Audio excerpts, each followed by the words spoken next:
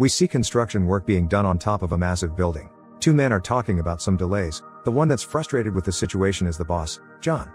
Moments later, he's driving his car, listening to the radio about an interstellar comet that will fly by close to Earth. He arrives at a suburban neighborhood and walks up to a house, reluctant to go in. He enters a room where a woman is seen on a treadmill. That's Ally, his wife. They have an awkward conversation surrounding their child, Nathan, and his upcoming birthday party. The son arrives and is excited to see him. They go to his room and talk about a drawing he made of the coming comet, named Clark. As they're laying on the bed, it's revealed that the boy is a diabetic.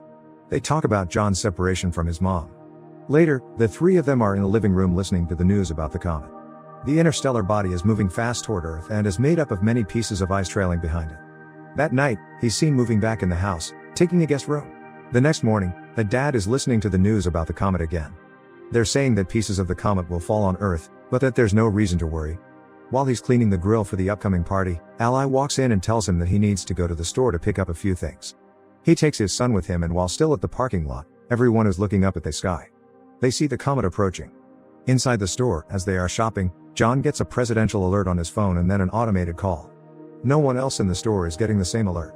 He is informed that him, along with his wife and his son, are chosen for emergency shelter relocation. The same alert is shown in the house TV, but Ally doesn't see it. John quickly leaves the store with his son. As they're driving home, he sees military vehicles and planes going the other way. When they arrive home, the people have already gathered for the party. John goes to talk to Ally in the kitchen and asks her if she got the same alert. She dismisses him, thinking it's just a test, but he tells her about the military he saw on the way, suspicious about what's happening with the comet. Both of them come back to the living room, where everyone is watching the news, expecting to see a part of the comet hitting the Atlantic Ocean. No one is worried as an image of the fragment is shown on the TV screen and the kids start counting down. When they reach to one, waiting to see the splash in the ocean, nothing happens for a moment. There's a little earthquake and John walks out of the house. He sees a flock of birds flying away, when suddenly a massive shockwave hits him over, felt inside the house as well. He comes back in and everyone is scared, still listening to the news. The newscaster announces that the piece has impacted a city in Florida with a shockwave that was felt for thousands of miles. The city was completely destroyed. As an orbital shot of the comet hitting is being shown on the news, the people wonder if more pieces will hit the planet. John gets another presidential alert. The call plays on both his phone and the TV, so everyone can see what the message says. None of the others are getting the same message, which states that John can't take anyone else to the shelter, except his family. He gets a security code to enter the plane on his phone. The others leave in a panic. John and Ally are packing, worried if they'll have enough insulin for the boy. The child asks about his grandpa. Ally is preparing food and listening to the terrifying news, as John goes to get Nathan, who says that the sky is on fire. Pulling out of the driveway, they see that none of their friends got the same call.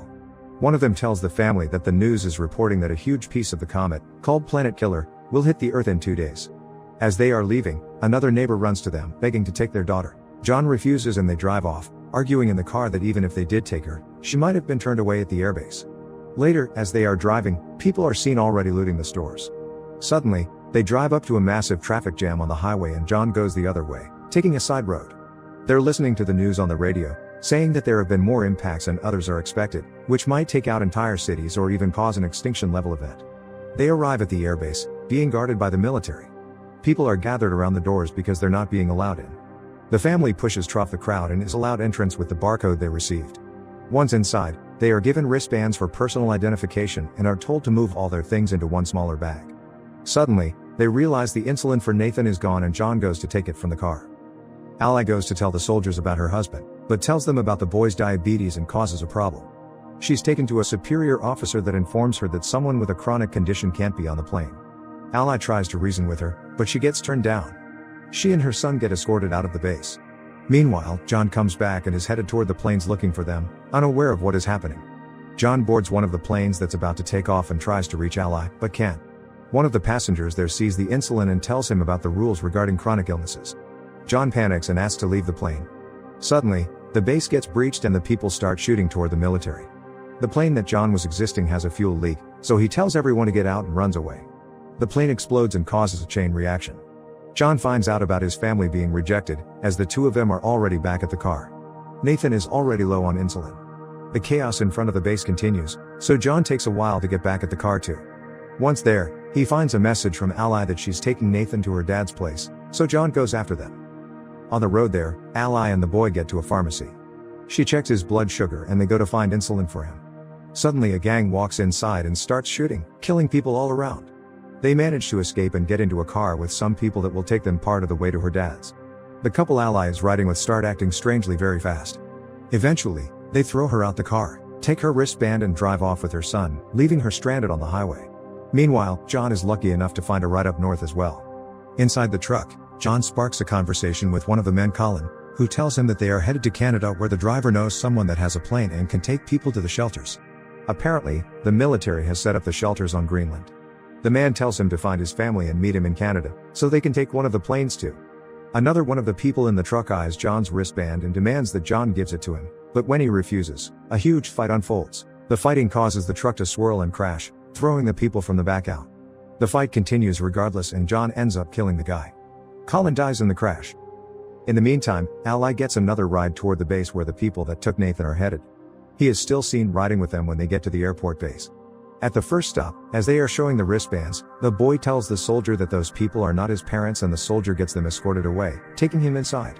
Later, Ally gets there too and tries to find him, from one stop to another, from one medical unit to another. She finally finds him and she's informed that he's been given insulin. The nurse says she'll help Ally find a military transport to her father's city and that she will stock her with medicine for Nathan.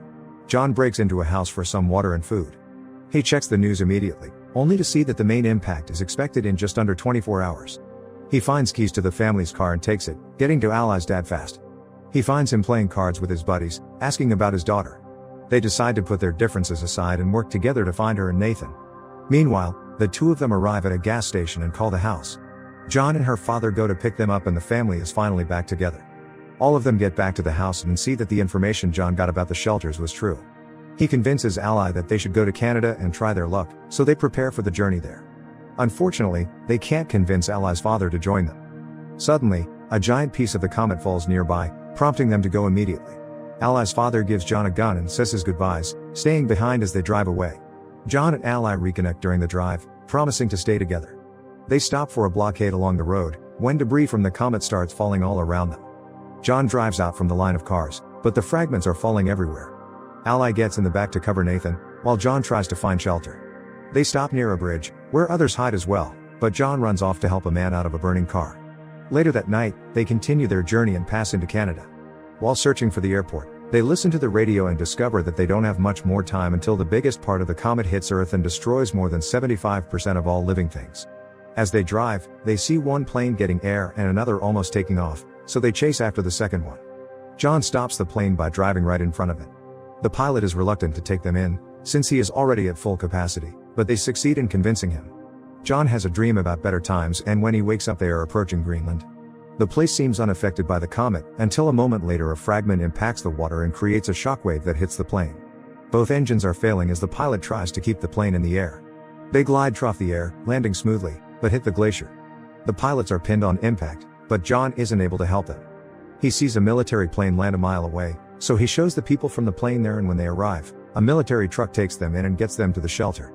As they are going inside, the planet killer hits. The impact will reach them in a matter of minutes and the people are still getting deeper inside the shelter. Once inside, they brace for impact and a flashback is seen of their previous life, when they were happy together. 9 months later, the planet is desolated. Cities ruined completely. A radio signal is searching for survivors and establishes a connection, informing the receiving end that the dust has settled and there is no radiation. The hatches of the shelter open and reveal that the family is still alive, facing the ruin of the planet. As a symbol of hope, they see a bird flying outside and start coming out of the shelter. As the Earth is seen from space, radio signals communicate from all around the globe. There are people still alive everywhere on the planet.